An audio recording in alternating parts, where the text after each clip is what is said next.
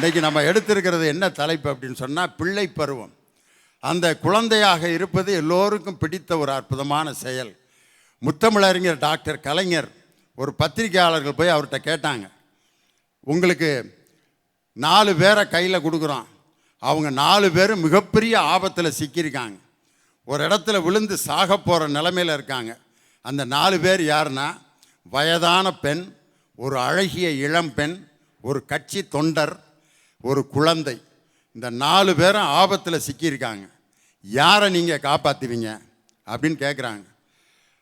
பெரும்பாலும் எல்லாரும் பத்திரிகைக்காரங்க என்ன நினச்சிருப்பாங்க, ஒரு கட்சி அரசியல் தலைவர் கட்சி தொண்டனைத்தான் காப்பாற்றுவேன்னு சொல்லுவார் அப்படின்னு எதிர்பார்த்தாங்க. இல்லை அழகிய இளம்பெண்ணை காப்பாற்றுவேன்னா இவ்வளோதானே நீயே அப்படின்றாங்க. வயதான பாட்டியை காப்பாற்றுவேன்னு சொன்னால் அது இருந்தால் என்ன இல்லாட்டி என்ன, அதை போய் ஏன் காப்பாற்றுறீங்கன்னு நினப்பாங்க. ஆனால் தலைவர் என்ன பதில் சொன்னார்னா, நான் அந்த குழந்தையைத்தான் காப்பாற்றுவேன் அப்படின்னு சொன்னார். ஏங்கன்னு கேட்டதுக்கு அவர் சொன்ன பதில், குழந்தைக்குத்தான் தனக்கு ஏற்படுகின்ற ஆபத்து எது என்பதை உணரத் தெரியாதது குழந்தை மட்டும்தான். அதனால் ஆபத்தை உணராத குழந்தையைத்தான் நான் முதலில் காப்பாற்றுவேன். அதனால் ஒரு அரசியல் கட்சி தலைவராக இருந்தால் தொண்டரை காப்பாற்றிருக்கலாம், ஆனால் ஒரு குழந்தையைத்தான் நான் காப்பாற்றுவேன்னா, அந்த குழந்தை என்பது ஒரு நாட்டினுடைய மிகப்பெரிய செல்வம். அதனால தான் ஒரு குழந்தையை பார்த்தோன்னா நம்மளை அறியாமையே மகிழ்ச்சியாக இருக்கு. அந்த குழந்தை யார்கிட்ட மகிழ்ச்சியாக இருக்குன்னா, எவன் மகிழ்ச்சியாக இருக்கானோ அவன்கிட்ட தான் குழந்தை சந்தோஷமாக இருக்கும். நான் ஒரு ட்ரெயினில் வந்துக்கிட்டு இருக்கேன், ஒரு குழந்தை கத்தி அழுகுது, ஏன் அழுகுதுன்னே தெரில. அந்த அம்மா என்னென்னமோ செய்து, ராஜா அங்கே பார், இங்கே பார், கிளப்ப இந்த மிட்டாய் சாக்லேட்டு வா வேண்டாம் வா கத்துறான். வெளியில் பார்க்குறான், வெளியில் வேடிக்கை காட்டுது, அங்கே பார் நாய் நாய் நாய் பாரு நாய் நாய் அப்படிங்கிறான். நாய்க்கு அடுத்து டிடிஆர் வந்திருக்காரு. ஒன்று இந்தா டிடிஆர்னோன்னா அந்த ஆள் டென்ஷன் ஆகிட்டான். நாய்க்கு அதுக்கு அடுத்து காட்டுறதுக்கு நான் தானே, நாயை காட்டிட்டு என்னையேம்மா காட்டுற அப்படின்னு சண்டைக்கு வந்துட்டார். அட சும்மா குழந்தைக்கு விளையாட்டு காமிச்சாங்க, அதுக்கு ஏங்க நீங்கள் கோச்சிக்கிறீங்க அப்படின்னு சொல்லி அந்த குழந்தை அழுதுகிட்டே இருந்துச்சு. என்னானே அந்த அம்மாவால் கண்டுபிடிக்க முடியல. எதிர்த்தாப்பில் அவங்க அப்பா உட்காந்துருந்தார். ஏங்க கொஞ்சம் எந்திரிச்சு அங்கிட்டு போங்க அப்படின்னோன்னா அந்த ஆள் எந்திரிச்சு பக்கத்து கம்பார்ட்மெண்ட்டுக்கு போனேன், நிறுத்திட்டேன் அழுகையை. அப்போ தான் அந்த அம்மாவுக்கு புரிஞ்சிருக்கு, உன் முகத்தை பார்த்து தாயா இவ்வளோ நேரம் அழுதுருக்கேன், இந்த விவரம் எனக்கு தெரியாமல் போச்சேன்ட்டு. ஏன் பெத்த அப்பாவை பார்த்து அந்த குழந்தை அழுதுருக்கான்னா, காலையில் அவனை எந்திரிச்சொன்னா விளையாட கூப்பிட்ருக்காரு. எப்படி கூப்பிட்டாரு தெரியுமா அவங்க அப்பா? குழந்தை எந்திரிச்சு உட்காந்துருக்கான், வாடா அப்படின்ட்டுருக்காரு. அப்போ மிரண்டவன் தான், இது என்னடா காண்டாமிருகத்தை போய் அப்பனா கொடுத்துருக்காங்க நமக்கு, விளையாடவே இப்படி கூப்பிட்டுக்கிட்டு இருக்காரு அப்படின்னு. ஒரு குழந்தைய இப்படி கொடூரமாக கூப்பிட்டோம்னா நம்ம பக்கத்தில் வரவே வராது. குழந்தையும் தெய்வமும் கொண்டாடும் இடத்தில் தான் மகிழ்ச்சியாக இருப்பார்கள். ஒரு மனிதனுக்கு நிம்மதியையும் மகிழ்ச்சியையும் தருவது பிள்ளை பருவமா, காதல் பருவமா, அல்லது குடும்ப வாழ்க்கையா? ஆளும் வளரணும், அறிவும் வளரணும், அதுதான்டா வளர்ச்சி. உன்னை ஆசையோடு ஈன்றவளுக்கு அதுவே நீ தரும் மகிழ்ச்சி இப்படின்னு ஒரு பழைய பாடல் இருக்குதுங்க. இதிலே தெரிஞ்சுக்கலாம், அம்மாவுக்கு மகிழ்ச்சியை தரக்கூடிய அந்த குழந்தைக்கு மகிழ்ச்சியே அதுதாங்க. மனிதனோட வாழ்க்கையில தெய்வத்தோட ஒப்பிட்டு பார்க்கக்கூடிய ஒரு நிலைனா குழந்தை பருவமாக தான் இருக்கும். ஏன்னா அப்பதான் ஒரு மனுஷன் தப்பே செய்யாத, குற்றமே இல்லாத வாழ்க்கையை வாழ்றான். அப்பா, அம்மா, ஆசிரியர் இப்படிங்கிற ஒரு வட்டத்துக்குள்ள எந்த தப்புமே இல்லாம வாழ்றாங்களே, அதுதாங்க நிம்மதியான வாழ்க்கை. காதல் இளைஞனை பார்த்தீங்கன்னா அவன் ஒரு சிங்கம் மாதிரி, எப்படி சிங்கம் மாதிரி மற்றவங்களுக்காகவே அவனோட வாழ்க்கையை வாழணும். அதுவே ஒரு குடும்பத்தில் இருக்கவங்க பார்த்தீங்கன்னா கழுத மாதிரி, பொதிகளை சுமந்து சுமந்து அது சுமைய தாங்குற மாதிரி வாழ்க்கை பூரா சுமைகளோடையே நிறையுது. ஆனா குழந்தைங்கிறது அப்படி இல்லைங்க, காட்டில் ஆடுற மயில் மாதிரி தன்னுடைய இஷ்டத்துக்கு, தன்னுடைய சந்தோஷத்துக்காக, தன்னுடைய ஆனந்தத்திற்காக அந்த மயில் ஆடுது பாத்தீங்களா, அந்த மாதிரி இருக்கிறதுங்க குழந்தை வாழ்க்கை. 1000 தான் மனைவி மணக்க மணக்க சமைச்சு ஊட்டினாலும் அம்மாவோட கையில் அந்த வர ஒரு வாய் பால் சோற்றுக்கு சந்தோஷப்படுற மனசுங்க அந்த குழந்தை மனசு. இத வைரமுத்து அழகா சொல்லுவாரு, கதகதன்னு களி கிண்டி களிக்குள்ள குழிவெட்டி கருப்பட்டி நல்லெண்ண கலந்து தருவாயே, தொண்டையில அது இறங்கும் இளஞ்சூடு மண்டையில இன்னும் மசமசன்னு நிக்குதம்மா. கொத்தமல்லி வறுத்து வச்சு குருமிளகா 2 வச்சு சீரகமும் சிறுமிளகும் சேர்த்து வச்சு நீர் தெளிச்சு கும்மி அரைச்சு நீ கொலகொலன்னு வலிக்கையில அம்மி மணக்கும் அடுத்த தெரு மணமணக்கும். தித்திக்க சமைச்சாலும் திட்டிக்கிட்டே சமைச்சாலும் கத்திரிக்காய் நெய்வடியும் கருவாடு தேனொழுகும்னு வைரமுத்து சொல்றதுலே நம்ம தெரிஞ்சுக்கலாம். அம்மா கையால சாப்பிடக்கூடிய அந்த சந்தோஷத்தை விட வேற என்ன பெரிய சந்தோஷம் இருக்க முடியுங்க? கிராமத்துல எல்லாம் பார்த்திருப்போம், திருவிழால அப்பா தன்னோட பையனை தோல்ல தூக்கி வச்சுட்டு போவாரு. அதுக்கு என்ன காரணங்க? நான் பார்க்காத உலகத்தை நீ பாருடா மகனேன்னு சொல்லுவாரு. அப்ப இருக்கிற அந்த மனநிறைவு இருக்குது பாருங்க, அந்த இடத்துல உட்கார்ந்துருக்க அந்த குழந்தைக்கு ஏதோ வசந்த இடத்துல உட்கார்ந்துருக்க மாதிரி அந்த உணர்வு, அந்த மனநிறைவு வேற எங்காச்சும் கிடைக்குங்களா? ஐயா, ஒத்த ரூபா இருந்தா சந்தோஷம் பார்க்கக்கூடிய வயசு அந்த குழந்தை வயசு. 1 ரூபா இருந்தா மிட்டாய் வாங்கி சாப்பிட்டு அந்த குழந்தை படுற சந்தோஷம் இருக்குதுங்களே, 100 கோடி இருந்தாலும் கிடைக்காதுங்க. 1 ரூபா வச்சுட்டு உங்களால காதல் பண்ண முடியுமா? இல்ல 1 ரூபா வச்சுட்டு உங்களால குடும்பம் தான் நடத்த முடியுமானா சத்தியமா முடியாது. கனவுகளுக்காக வாழக்கூடிய வாழ்க்கை அந்த குழந்தை வாழ்க்கை. அம்மா நான் டாக்டர் ஆகணும், நான் இன்ஜினியர் ஆகணும், நான் கலெக்டர் ஆகணும் அப்படின்னு அந்த குழந்தை போய் அம்மா கிட்ட சொல்றப்ப அம்மா தோளை தட்டி கொடுத்து நீ என்னவா நினைக்கிறியோ அந்த மாதிரி ஆகுடா மகனேன்னு சொல்றப்ப அந்த பையனுக்கு பிறக்கிற உற்சாகம், அந்த உத்வேகம், அதுதாங்க மனநிறைவு.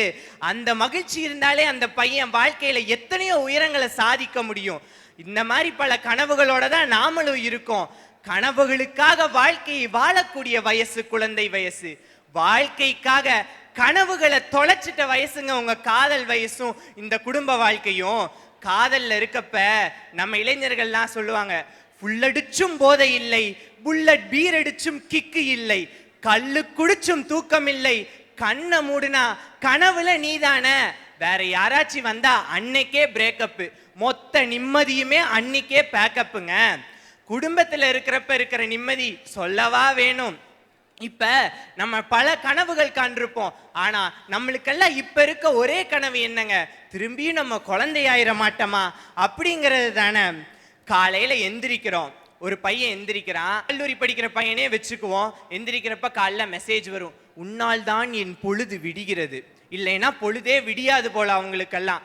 இதுவே பெட் காஃபி கொடுத்து ஒரு மனைவி எழுப்புறதுல இருக்க சுகத்தை எல்லாம் விட நடுவீடு வரைக்கும் வெயில் அடிக்குது, இன்னியும் என்னடா தூங்கிட்டு இருக்கிறேன்னு அம்மா திட்டி எழுப்புவாங்க பாருங்க, அப்ப இருக்க அந்த சந்தோஷத்துக்கு ஈடு இருக்குங்களா?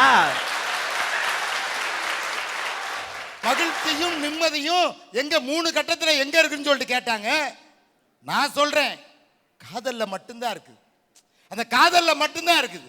ஏன்னா இவங்க 2 பேரும் மாறி மாறி நீதாண்டா நீதாண்டா நீதாண்டான் 2 பேருமே கையை காட்டி குற்றம் சொல்லிக்கிட்டாங்க. ஆனா நம்மள அதிகமா எதுவுமே சொல்ல முடியல. ஏன் தெரியுங்களா? மகிழ்ச்சி என்பது என்ன? மகிழ்ச்சி என்பது என்ன? மலை மேகம் கூடி வந்தால் மயிலுக்கு மகிழ்ச்சி, களத்து மேட்டுல நெல்லு விளைஞ்சா விவசாயிக்கு வளர்ச்சி, பள்ளிக்கூட லீவ் விட்டா வாத்தியாருக்கு மகிழ்ச்சி, காதல் கைகூடி வந்தால் காதலருக்கு மகிழ்ச்சி. ஐயா ஐயா, இந்த உலகத்துல ஆசை மட்டும் இல்லாத ஆளே எது கூறு, அந்த வழி போவாத ஆளே எது கூறு, புத்தனும் போன பாததான் இந்த பொம்பளை போன நாளதான், இது நாளும் என்கிற உறவு இதில் நாளும் நாளும் நாளுமே உன்னையே எண்ணி பாரடா, இது இல்லாட்டி உலகம் இங்கு ஏதடா. காதல் என்பது பொது உடைமை, கஷ்டம் மட்டும்தானே தனி உடைமை, அப்பனும் ஆத்தாலும் சேராம போனா நீயும் தான் பொறக்க முடியுமா, அதை எப்போதும் நீயும் தான் மறக்க முடியுமா. தலைவர் கலைஞர் அவர்கள் எழுதின இந்த பாடல் பாலைவன ரோஜாக்கள் என்ற திரைப்படத்தில் அருமையாக காதலை சித்தரிக்கக்கூடிய அற்புதமான ஒரு பாடல் ஐயா இது. அப்படி ஒரு பாடலையா வந்து எழுதிட்டு இருக்காங்க. அது மட்டுமா, கிராமத்துல இருக்கக்கூடிய காதல் அவங்க அனுபவிச்சிருக்காங்களா? கிராமத்தில் நடக்குங்க காதல். அந்த பொண்ணு அப்படியே 2-3 துணிமணியை எடுத்து தோல்ல போட்டுட்டு அப்படியே மாமா நான் குளிக்க போறேன் அப்படி 2 துணிமணி அவங்க அம்மா முறைச்சு பார்த்த உடனே பார்த்துட்டு இல்ல துவைக்க போறேன் அப்படின்ட்டு ஆத்தங்கரைக்கு போக, நம்மால் இங்க இருந்து பார்த்துட்டு மெதுவா சை காட்டி அப்படின்ட்டு 2 கிளம்பி போய் ஆத்தங்கரையில வந்து இந்த இடத்துல வந்து அந்த அம்மாவும் கொஞ்சம் தள்ளி அந்த அப்பாவும் அவரும் உட்காந்துக்கிட்டு இருப்பாங்க. இந்த அம்மா அப்படியே துணியை துவைக்கிற சாக்கில் இப்படியே துவைச்சிக்கிட்டே சொல்லுவாங்க, ஓடுகிற தண்ணியில உரசி விட்டேன் சந்தனத்தை சேர்ந்துச்சோ சேரலையோ செவத்த மச்சான் கையினில. அவர் உடனே அங்கிருந்து பாடுவாரு, ஓட ஒண்ணு நான் எழுதி ஓட விட்டேன் தண்ணியில சேர்ந்துச்சோ சேரலையோ செவத்த பொண்ணு கையினில. துவைக்கிறப்ப ஆற்றுல நுரதானையா வரேன், சந்தனம் எங்கேயா வரேன். இருந்தாலும் இந்த துவைக்கிறப்போ நுர வந்தால் கூட பக்கத்தில் அந்த பொண்ணை பார்த்தோன்னே அவருக்கு அது சந்தனம் மாதிரி அப்படி தூது விடுறது. ஆற்று தண்ணியை தூது ஊற்ற பாட்டு இது, அற்புதம். ஐயா அது மட்டும் இல்லைங்க ஐயா, அழகா சைக்கிள் எடுத்துட்டு அப்படியே நின்றுக்கிட்டு இருக்கோம். இல்லாட்டி நம்மளுக்கு வந்து பிறந்த நாள் அப்போ புதுசாக வந்து புது ட்ரெஸ்ஸை போட்டு நம்ம ஆள் முன்னாடி போய் அப்படியே போய் நின்றுக்கிட்டு அப்படியே அந்த பொண்ணு அப்படி நடந்து போகும்போது, தாவணியை கட்டி நடந்து போகும்போது அப்படியே பாருங்க, அத்தை மக ஒன்று நினைச்சி அழகு கவிதை ஒன்று படித்தேன், அத்தை மக ஒன்று நினைச்சி அழகு கவிதை ஒன்று படித்தேன், அத்தனையும் மறந்து விட்டேன் அடியே உன்னை பார்த்ததுமே, அத்தனையும் மறந்து விட்டேன் அடியே உன்னை பார்த்ததுமே, அடி அஞ்சுகமே உன்னை கொஞ்சனுமே, அடி அஞ்சுகமே உன்னை கொஞ்சனுமே, ஒரு வார்த்தை ஒன்றும் வரவில்லை. இப்படி பாடும்போது இருக்கக்கூடிய சுகம் எங்க தெரிய போகுது அவங்களுக்கு? இந்த சுகமெல்லாம் தெரிஞ்சா இந்த பிள்ளை பருவத்தையும் இந்த குடும்பத்தையும் தூக்கி எறிஞ்சிட்டு வந்துருவீங்கயா நீங்க. அதெல்லாம் பாருங்க. அடுத்து பார்த்தீங்கன்னா அழகா ஒரு காதலி வந்து எப்படி இருக்கணும், தான் தாலி கட்ட போற காதலியை எப்படி வைக்கணும்னு நினைக்கிறாங்க பார்த்தீங்களா? 5-6 ரூபாய்க்கு மணி மாலை உன் கழுத்துக்கு பொருத்தமடி, 5-6 ரூபாய்க்கு மணி மாலை உன் கழுத்துக்கு பொருத்தமடி, அம்மூரு மீனாட்சி பார்த்தாலும் அவ கண்ணுக்கு வருத்தமடி, சின்னால வட்டியில கண்டாங்க எடுத்து என் கையால கட்டி விடவா, அடி அத்தை என் வெத்த சொத்த உன் வெத்தம்மா அப்படின்னு சொல்லிட்டு அழகா பாடக்கூடியது. என்னடி ரக்கம்மா பல்லாக்கு நெளிப்பு என் நெஞ்சும் குலுங்குதடி, சிறு கண்ணாடி மூக்கத்தி மாணிக்கம் ஜவப்பு மச்சான இழுக்குதடி. சிரிச்சுக்கிட்டே விளையாடி சந்தோஷமா உறவாடி கவலை ஒன்றும் தெரியாம கள்ளம் கபடம் அறியாம எல்லாருமே நல்லவங்கன்னு எக்கச்சக்கமா நினைச்ச காலம் கண்ணுக்குள்ளேயே நிக்குதுங்க. ஆமாங்க, அப்படிப்பட்ட பிள்ளை பருவம் தாங்க நம்ம சந்தோஷமாவும் நிம்மதியாவும் இருக்கிற பருவம். எப்படிப்பட்ட மனுஷரா இருந்தாலும் திரும்பியும் ஒரே ஒரு தடவை போய் குழந்தை பருவத்தை அனுபவிச்சிட மாட்டோமாங்கிற ஏக்கம் இங்க இருக்கிற அத்தனை பேருக்கும் இருக்குது. சத்தியம் இல்லைங்களா?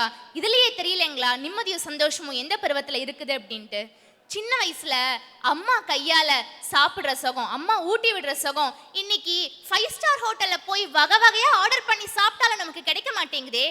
அப்பா ஆஃபீஸ் விட்டு வரும்போது ஏதாவது சாக்லேட் வாங்கிட்டு வந்திருப்பாரான்ட்டு ஓடி போய் அவரோட பைய தொழாவற சுகம் இன்னைக்கு எங்கெங்க இருக்கு? சைக்கிள் ஓட்ட கத்துக்கிட்டு கீழே விழுந்து அடிபட்டுட்டு வரும்போது திட்டிக்கிட்டே அம்மா மருந்து போடுவாங்க பாத்தீங்களா, அதுல கிடைக்கிற சுகம் அவ்வளோ. ஏங்க, ஆசிரியர்கள் கிட்ட திட்டு வாங்குறதும் அடி வாங்குறதும் கூட ஒரு வகையான சுகம் தாங்க.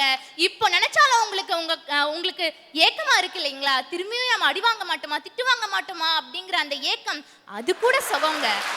நிறைய பேசினாங்க, சின்ன வயசுல அசைன்மெண்ட் இருக்குமாமா, ப்ராஜெக்ட் இருக்குமாமா, ஹோம்ஒர்க் இருக்குமாமா, அவ்வளவும் இருக்கும்போது எங்கெங்க சந்தோஷம் இருக்கு அப்படின்ட்டு. நான் சொல்றேன் பாத்தீங்களா, பையன் வருவான், ஏய் நானும் ஹோம்ஒர்க் முடிக்கல நீயும் ஹோம்ஒர்க் முடிக்கலையா, 2 பேரும் சேர்ந்து பனிஷ்மெண்ட் வாங்கல ஜாலிடா அப்படின்னு இருப்பான் பாத்தீங்களா. சின்ன வயசுல யார் எவ்வளோ திட்டினாலும் எவ்வளோ தன்னுடைய ஃப்ரெண்டு பனிஷ்மெண்ட் வாங்கி நீல் டவுன் பண்ணிட்டு இருந்தா இவனும் வேணும்னே சேட்டை பண்ணி அவன் கூட 2 பேரும் முழங்கால் போட்டு ஜாலியாக வாத்தியாரை நக்கல் பண்ணிக்கிட்டு இருப்பாங்க. வகுப்பில் உட்காந்துருக்கதை விட வெளியே முழங்கால் போட்டிருக்கிறது அவ்வளவு நிம்மதிரான்ட்டு அந்த ஸ்கூலில் பனிஷ்மெண்ட் அனுபவிக்கிறது கூட குரூப்பாக போய் அனுபவிப்பாங்க. அதெல்லாம் லைஃப்பில் கிடைக்கக்கூடிய அருமையான சந்தோஷம். சின்ன வயசுல இந்த காதல கிட்ட அந்த காதல விட்டுட்டு நம்ம பாட்டிக்கு போயிட்டே இருப்போங்க. ஆனா இன்னைக்கு யாராவது ஒரு வார்த்தை சொல்லிட்டா, ஐயோ அவன் அப்படி சொல்லிட்டானே, என்ன இருந்தாலும் அவன் அப்படி சொல்லியிருக்க கூடாதுன்ட்டு எவ்வளோ அவமானமோ அசிங்கமோ நம்ம கஷ்டப்பட்டு இந்த வாழ்க்கையில எங்கெங்க நிம்மதி அப்படிங்கிறது இருக்கு.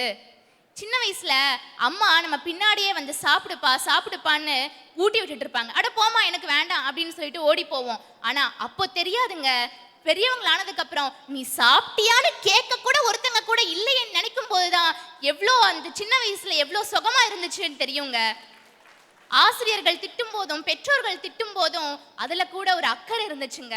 ஆனா இன்னைக்கு எத்தனை பேர் வந்து நம்ம கிட்ட பேசினாலும், எத்தனை பேர் வாட்ஸ்அப்லயும் ஃபேஸ்புக்லயும் அன்பா பேசினாலும் அதுல ஒரு அக்கறை இருக்க மாட்டேங்குதே. இதை நீங்க ஒத்துக்கிறீங்களேங்க? மாறுவேட போட்டியில கூட அன்னைக்கெல்லாம் நமக்கு நடிக்க தெரியாதுங்க. ஆனா இன்னைக்கு வேஷம் போடாமையே தினம் தினம் நடித்து கொண்டிருக்கிறோமே. இப்படிப்பட்ட வாழ்க்கையில யாங்க உங்களுக்கு நிம்மதி இருக்கு? நீங்களே சொல்லுங்க